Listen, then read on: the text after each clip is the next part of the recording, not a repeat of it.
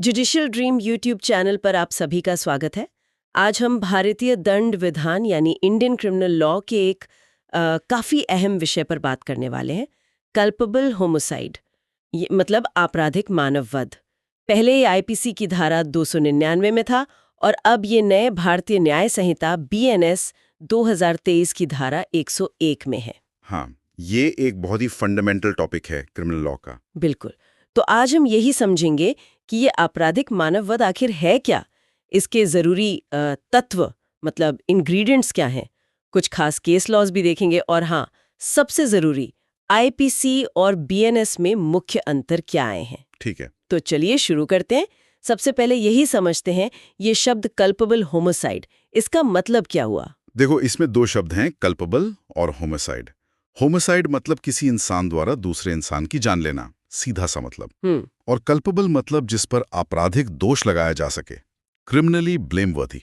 अच्छा। क्योंकि ये ध्यान रखना जरूरी है कि हर होमिसाइड मतलब हर बार जब किसी की जान जाती है वो अपराध नहीं होता। हाँ, जैसे मान लीजिए आत्मरक्षा में, सेल्फ डिफेंस में हुआ हो, या कोई एक्सीडेंट हो गया हो, या फिर कानूनन फांसी दी गई हो, लॉफुल एग्जीक्यूशन, ये सब दंडनीय नहीं है। ठीक है। तो आईपीसी में धारा 299 ये बताती थी कि कब होमिसाइड कल्पेबल यानी आपराधिक बनेगा, और धारा 300 ये बताती थी कि कब वो कल्पेबल होमिसाइड मर्डर यानी हत्या बन जाएगा। एक प्रिंसिपल है जो बहुत मशहूर है कि हर मर्डर कल्पेबल होमिसाइड होता है, पर हर कल्पेबल होमिसाइड मर्डर नहीं होता। हाँ, ये सुना है। ये अंतर बहुत महत्वपूर्ण है सजा के लिहाज से, है ना। बिल्कुल, मर्डर की सजा ज्यादा गंभीर होती है। तो अब आते हैं आईपीसी 299 के अंदर।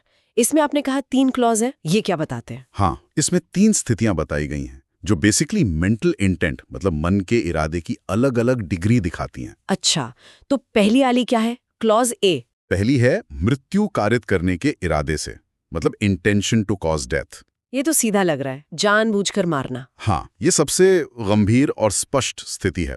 जैसे आपने उदाहरण दिया था, रवि ने मोहन से बदला लेने का सोचा, पिस्तौल खरीदी, इंतजार किया और गोली मार दी। साफ इरादा है। लेकिन इसमें भी एक बारीकी है। Virsa Singh versus state of Punjab का केस याद है, 1958 का। हाँ, विरसा सिंह। उसमें कोर्ट ने कहा था कि अगर चोट जानबूझकर पहुंचाई गई है और वो चोट ऐसी है कि प्रकृति के सामान्य क्रम में मतलब ऑर्डिनरी कोर्स ऑफ नेचर में मौत के लिए काफी है, तो वो हत्या भी बन सकती है। सेक्शन 300 का तीसरा क्लॉज। अच्छा। भले ही सीधे ये साबित ना हो कि मारने का ही इरादा था, चोट की गंभीरता और उसे जानबूझकर देना ये अहम हो जाता है। समझ गई। तो इरादे के साथ साथ चोट की प्रकृति भी देखी जाती है। अच्छा, अब दूसरी स्थिति क्लॉज बी, ये है ऐसी शारीरिक चोट पहुंचाने के इरादे से जिससे मृत्यु होने की संभावना हो। हाँ? Intention to cause bodily injury likely to cause death. ये पहले वाले से कैसे अलग है? मतलब यहां मारने का इरादा नहीं है। यहाँ सीधा मारने का इरादा शायद न हो, हाँ। पर इरादा ऐसी गंभीर चोट पहुंचाने का है, हाँ। जिसके बारे में पता है कि उससे मौत हो सकती है। जैसे वो रोड रेज वाले मामले होते हैं। मान लो किसी ने गुस्से में लोहे की रॉड से दूसरे के सिर पे मार दिया। अब शायद उसका इरादा जान से मारने का नहीं था, सिर्फ बुरी तरह घायल करने का था। हाँ। लेकिन सिर पर रॉड से मारना अपने आप में इतना खतरनाक है कि उससे मौत की संभावना बहुत ज्यादा है। हाँ, ये तो है। तो यहाँ इरादा गंभीर चोट का था जिसकी वजह से मौत हो सकती थी। State of AP versus Rayavarapu Punnaiah या Jagriti Devi versus state of HP, इन केसेस में यही बात साफ की गई। मतलब चोट जानबूझकर दी और वो जानलेवा किस्म की थी। बिल्कुल ठीक है। अब तीसरा क्लॉज ये कहता है इस ज्ञान के साथ कि कार्य से मृत्यु होने की संभावना है, knowledge that act is likely to cause death. इसमें तो इरादा मारने या चोट पहुंचाने का भी नहीं है। सही, यहाँ ना मारने का इरादा है ना कोई खास चोट पहुंचाने का। यहाँ जो कीवर्ड है वो है ज्ञान, नॉलेज। हाँ, मतलब आरोपी को पता है, उसे ज्ञान है कि उसका जो काम है वो इतना खतरनाक है कि उससे किसी की मौत हो सकती है, फिर भी वो करता है। जैसे वो रेस लगाने वाले बाइकर्स, रिहायशी इलाके में बहुत तेज बाइक चलाना। हाँ, बिल्कुल सही उदाहरण है। या मान लीजिए किसी ने बिना सुरक्षा इंतजाम के किसी मजदूर को बहुत खतरनाक काम करने भेज दिया और उसकी मौत हो गई। यहाँ मारने का इरादा नहीं था, पर एक ज्ञान था कि ये काम खतरनाक है, जान जा सकती है। अच्छा। State of UP versus Raghunandan 2020 जैसे मामलों में यही देखा गया। हाँ। अगर ज्ञान था तो इरादा इररेलेवेंट हो जाता है। और वो मॉब असॉल्ट वाले मामले, सामूहिक हमले, हाँ, उनमें भी एक क्लॉज अहम हो जाता है, जैसे Amrit Singh versus state of Punjab. वहां किसी एक का इरादा साबित करना मुश्किल हो सकता है, पर सबको एक ज्ञान होता है कि इतने लोग मिलकर मारेंगे तो मौत हो सकती है। Knowledge is enough. तो ये 3 स्थितियां हो गई, पक्का इरादा, जानलेवा चोट का इरादा और सिर्फ ज्ञान। अब आते हैं उस सवाल पर जिसका सबको इंतजार है, आईपीसी 299 और नई बीएनएस 101। इनमें आखिर बदला क्या है? दिखने में तो लगभग एक जैसे लगते हैं। हाँ, पहली नजर में ढांचा बिल्कुल वैसा ही लगता है, वही 3 आधार हैं, लेकिन बीएनएस कुछ बहुत महत्वपूर्ण सुधार लेकर आया है। जैसे? पहला तो भाषा, लैंग्वेज। बीएनएस ने कोशिश की है कि वो पुरानी, थोड़ी मुश्किल कॉलोनियल भाषा हटाकर सरल भाषा इस्तेमाल की जाए। अच्छा, इससे क्या फर्क पड़ेगा? इससे पुलिस के लिए, निचली अदालतों के लिए और हाँ, लॉ स्टूडेंट्स के लिए भी समझना आसान होगा, एक्सेसिबिलिटी बढ़ेगी। ठीक है। और दूसरा, बीएनएस को जेंडर न्यूट्रल बनाया गया है। जहां पहले वह लिखा होता था, वहां अब व्यक्ति जैसे शब्द हैं। ये आज के संवैधानिक मूल्यों के हिसाब से है। ये तो अच्छी बात है। तीसरा, और मेरे हिसाब से बहुत प्रैक्टिकल बदलाव है, वो है इलस्ट्रेशंस का जुड़ना। उदाहरण मतलब सेक्शन के साथ? हाँ, बीएनएस 101 में हर क्लॉज के साथ कम से कम 3 उदाहरण दिए गए हैं, जैसे जहर देना या डंडे से मारना या घर में आग लगाना। इससे क्या मदद मिलेगी?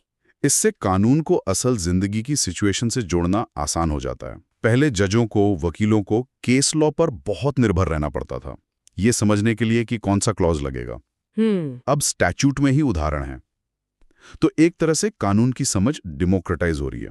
ये तो काफी बड़ा बदलाव है। बिल्कुल। चौथा पॉइंट है मॉडर्न कॉन्टेक्स्ट। बीएनएस की जो शब्दावली है, वो मॉब लिंचिंग, कॉर्पोरेट लापरवाही जैसे आजकल के अपराधों में कंस्ट्रक्टिव लायबिलिटी और फोर्सिएबिलिटी जैसे कॉन्सेप्ट्स को बेहतर तरीके से एड्रेस करने में मदद करती है। कंस्ट्रक्टिव लायबिलिटी मतलब किसी समूह के काम के लिए किसी एक व्यक्ति की या सबकी जिम्मेदारी तय करना, भले ही उसका सीधा हाथ ना हो। और फोर्सिएबिलिटी मतलब क्या उस खतरनाक नतीजे का अंदाजा लगाया जा सकता था। ठीक है। और कुछ? और हाँ, 5वां पॉइंट है बेहतर जुडिशियल गाइडेंस। सजा भले ही वही है, आजीवन कारावास या 10 साल तक और जुर्माना, लेकिन जो स्पष्ट भाषा है और जो उदाहरण दिए गए हैं, उनसे जजों को ये तय करने में ज्यादा मदद मिलेगी कि मामला कल्पेबल होमोसाइड बीएनएस 101 का है या हत्या बीएनएस 102 का। क्लासिफिकेशन आसान होगा। तो ये सब बदलाव है। अब जो लोग जुडिशियल सर्विस की तैयारी कर रहे हैं, उनके लिए इसका क्या मतलब है? उन्हें अपनी तैयारी में क्या ध्यान रखना चाहिए? उनके लिए ये समझना बहुत जरूरी है, सिर्फ पुराने आईपीसी के केस लॉ रटने से अब काम नहीं चलेगा। उन्हें बीएनएस की भाषा, उसके इलस्ट्रेशंस, उसके पीछे की सोच को समझना होगा।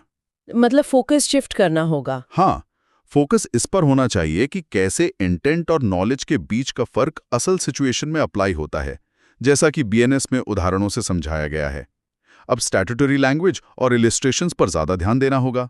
तो ये कहना सही होगा कि बीएनएस 101 आईपीसी 299 जैसा दिखने के बावजूद कानून को ज्यादा स्पष्ट, आधुनिक और इस्तेमाल करने लायक बनाने की कोशिश है। बिल्कुल, ये कानून और उसके असल इस्तेमाल के बीच की दूरी को कम करने का एक प्रयास है, एक ज्यादा प्रैक्टिकल अप्रोच है। बहुत अच्छी तरह से समझाया है आपने। मुझे लगता है सुनने वालों को काफी क्लैरिटी मिली होगी। इस विषय पर अगर कोई सवाल बन सकते हैं तो उनके मॉडल उत्तर आप इस वीडियो के डिस्क्रिप्शन में दिए गए लिंक पर क्लिक करके देख सकते हैं। और हाँ, ऐसे ही और जानकारी वाले कंटेंट के लिए जुडिशियल ड्रीम यूट्यूब चैनल को सब्सक्राइब करना बिल्कुल ना भूलें। और अगर ये वीडियो पसंद आया हो तो इसे लाइक और शेयर जरूर करें। धन्यवाद।